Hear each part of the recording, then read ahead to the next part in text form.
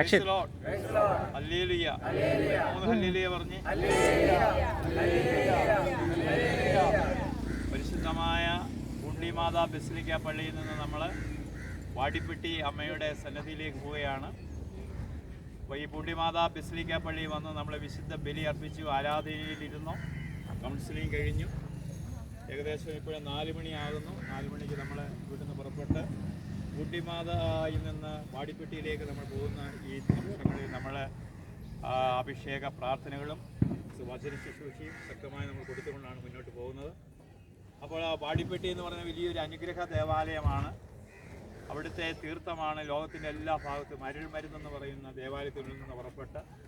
അപ്പോൾ ഈ വാടിപ്പെട്ടി പള്ളിയിൽ വന്നപ്പോഴാണ് ഈ ജോസഫ് അച്ഛൻ്റെ പ്രത്യേക കൃപാസനം എന്ന് പറയുന്ന ധ്യാനകേന്ദ്രമൊക്കെ തുടങ്ങാനുള്ള മാതാവിൻ്റെ സന്ദേശം നൽകുന്നത്. വലിയ ജനലക്ഷങ്ങൾ പങ്കെടുക്കുന്ന ഒരു ദേവാലയമാണ് വാടിപ്പെട്ടി ദേവാലയം. വാടിപ്പെട്ടി അമ്മയോട് എന്ത് ചോദിച്ചാലും ലഭിക്കുമെന്നുള്ളതാണ്. നമ്മൾ ഈ ട്രിപ്പിൽ തന്നെ വാടിപ്പെട്ടി അമ്മയുടെ വെള്ളം അവിടുന്ന് വന്ന വാടിപ്പെട്ടിയിലെ അരുമരുന്നെന്ന് പറയുന്ന വെള്ളം ഉപയോഗിച്ചു ക്യാൻസർ രോഗികൾ, അലർജി രോഗികൾ, അനേക ക്യാൻസർ രോഗികൾക്ക് തന്നെ സൗകര്യം. 17ഓളം ക്യാൻസർ രോഗികൾ, 422ഓളം അലർജി രോഗികളൊക്കെ സുഖപ്പെട്ടിട്ടുണ്ട്. അതുകൊണ്ട് ആ അമ്മയുടെ ദേവാലയത്തിലേക്കാണ് നമ്മൾ പോകുന്ന ഭക്തിയോട് പ്രാർത്ഥന. അവിടെ വെച്ച് നമ്മൾക്ക് ആരാധനയുണ്ട്.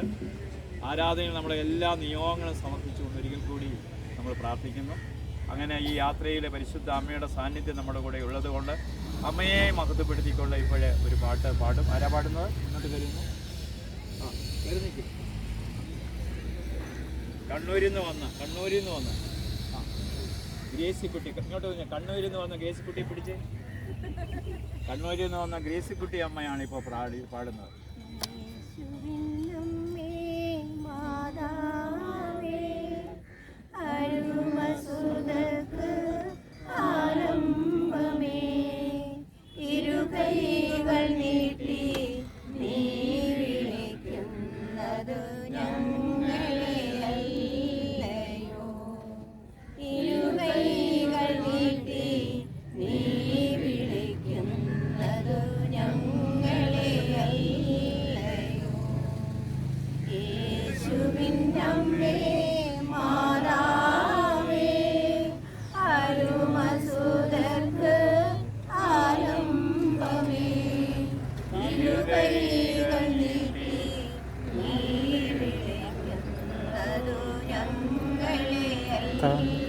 കരമുയർത്തി ഒരു 4 ഹല്ലേലൂയ പറഞ്ഞേ.